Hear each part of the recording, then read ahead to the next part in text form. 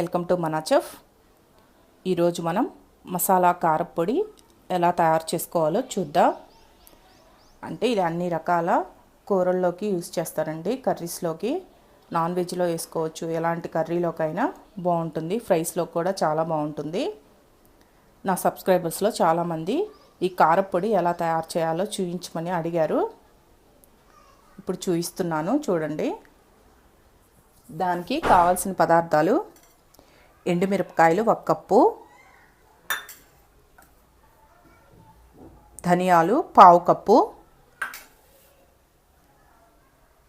వెల్లుల్లి 1, ఇలా పాయలు తీసి విడతీసి పెట్టుకోండి, వెల్లుల్లి రెమ్మల్ని. జీలకర్ర 1 టీ స్పూన్, ఆవాలు 1 టీ స్పూన్, మెంతులు 1 చిటికెడు సరిపోతాయండి, ఎందుకంటే ఇవి ఎక్కువ వేస్తే చేదేస్తుంది. పసుపు 1 టీ స్పూన్, ఉప్పు 1 టీ స్పూన్. ఇక్కడ నేను మీకు చూపించడం కోసం తక్కువ క్వాంటిటీ తీసుకొని చూపిస్తున్నానండి. మీరు ఎక్కువ క్వాంటిటీలో, అంటే 1 కేజీ మిరపకాయలు కానీ పట్టించుకునే పని అయితే ఎంతెంత క్వాంటిటీ తీసుకోవాలో ఇప్పుడు మీకు నేను చెప్తాను, ఒకసారి నోట్ చేసుకోండి. ఆ విధంగా ఈ ఎండుమిర్చి కారాన్ని కానీ మీరు పట్టించి పెట్టుకున్నట్లయితే 6 మంత్స్ పైనే నిలువ ఉంటుంది. ఇది ఏ కర్రీలో అన్నా యూస్ చేసుకోవచ్చండి. తాలింపులు, నాన్ వెజ్లో, వెజిటేరియన్, దేంట్లో అయినా యూస్ చేసుకోవచ్చు. టేస్ట్ చాలా బాగుంటుంది. ఇప్పుడు నేను చెప్తాను, ఒకసారి నోట్ చేసుకోండి. ఈ ఎండుమిరపకాయలు 1 కేజీ తీసుకోండి. అంటే ఎండుమిరపకాయలు 1 కేజీకి నేను చెప్తున్నాను. 1 కేజీ ఎండుమిరపకాయలు. ధనియాలు 1/2 కేజీ, జీలకర్ర 100 గ్రాములు, వెల్లుల్లి 100 గ్రాములు, పసుపు 100 గ్రాములు, ఆవాలు 50 గ్రాములు, మెంతులు 20 గ్రాములు, ఉప్పు 50 గ్రాములు. ఇప్పుడు చెప్పాను కదండి, ఈ విధంగా మీరు 1 కేజీ ఎండుమిరపకాయలకి ఈ విధంగా తీసుకొని పట్టించి పెట్టుకున్నారంటే, ఇప్పుడు నేను ప్రాసెస్ చూపిస్తాను ఎలా వేయించుకోవాలి అని. ఆ విధంగా వేయించుకొని అన్నీ మిల్లుకి పట్టించి పెట్టుకున్నారంటే 6 మంత్స్ పైనే నిలువ ఉంటుంది ఇది. ఇప్పుడు ఎలా తయారు చేసుకోవాలో ఇప్పుడు చూపిస్తాను. స్టవ్ ఆన్ చేసుకొని స్టవ్ మీద ఇలా బాండిల్ పెట్టుకొని అది సిమ్లోనే పెట్టుకోవాలండి, ఎందుకంటే మనం సిమ్లోనే వేయించుకోవాలి. ఇక్కడ నేను వేయిస్తున్నాను. మీరు ఫస్ట్ ఈ ఎండుమిరపకాయలు కొనుక్కున్నారనుకోండి, కొన్నప్పుడు 1 డే మొత్తం ఎండలో ఎండనివ్వాలి. ఎండిన తరువాత ఇలా ఒక బాండిల్లో వేసుకొని లైట్గా వేయించుకోవాలి.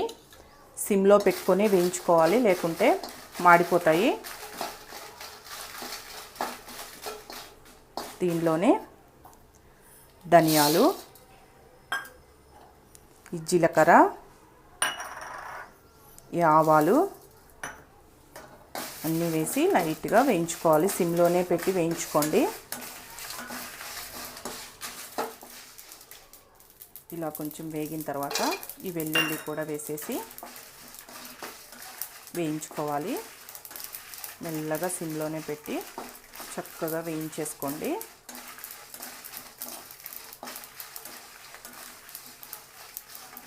ఇవి వేగుతుంటే మంచి స్మెల్ వస్తుందండి. ఆ స్మెల్ని బట్టి మీకు తెలిసిపోతుంది. నేను 1 కేజీకి ఎంతెంత తీసుకోవాలి అంటే, ఈ ఆవాలు, జీలకర్ర, ధనియాలు ఇవన్నీ ఎంతెంత తీసుకోవాలి అని చెప్పాను కదండి. అదేవిధంగా 1 కేజీకి ఎంత సరిపడుతుందో తీసుకొని ఇదే విధంగా ప్రాసెస్ వేయించుకోవాలి. అన్నీ వేయించుకొని మీరు మిల్లుకు పట్టించి పెట్టుకున్నారంటే చాలా రోజుల దాకా నిలువ ఉంటుంది. ఇక్కడ నేను కొంచెం క్వాంటిటీ కాబట్టి ఇలా వేయించుకుంటున్నాను. మీరు ఎక్కువ మొత్తంలో తీసుకున్నప్పుడు విడివిడిగా అన్నీ వేయించి పెట్టుకోండి.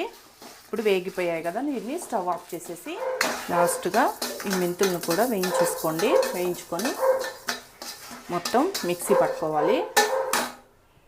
ఇలా మొత్తం చల్లారిన తర్వాత ఈ వేయించుకున్నవన్నీ ఒక మిక్సీ జార్ తీసుకొని మిక్సీ జార్లో వేసేసుకోండి.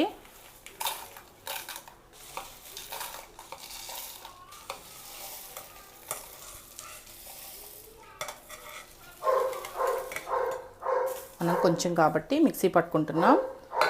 మీరు ఎక్కువ క్వాంటిటీలో పట్టించుకునే పని అయితే మిల్లుకు పట్టించుకోండి.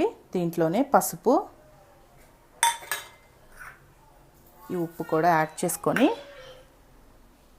దీన్ని మిక్సీ పట్టుకుందాం. మిక్సీ పట్టుకున్న తర్వాత మనకి ఈ విధంగా వస్తుంది. దీనిని చూడండి, మసాలా కారపొడి ఈ విధంగా వస్తుంది. ఇది ఏ కర్రీలో అయినా యూస్ చేసుకోవచ్చండి. టేస్ట్ చాలా బాగుంటుంది. నాన్ వెజ్లోకైనా, ఏదైనా తాలింపుల్లోకైనా, కర్రీస్లోకి, ఇలాంటి కర్రీలోకైనా వేసుకోవచ్చు. టేస్ట్ బాగుంటుంది. మీరు ఎక్కువ మొత్తంలో చేసుకుంటే చెప్పాను కదా మిల్లుకు పట్టించుకోండి. ఇక్కడ నేను కొంచెం చేశాను కాబట్టి మిక్సీకి వేశాను. అంతే అండి, చాలా సింపుల్ కదా. ఇది 6 months పైన నిలువ ఉంటుందండి. ఈ వీడియో కానీ మీకు నచ్చినట్లయితే నా యూట్యూబ్ ఛానల్ మనా చెఫ్కి సబ్స్క్రైబ్ చేయండి. నచ్చితే లైక్ చేయండి, కామెంట్ చేయండి.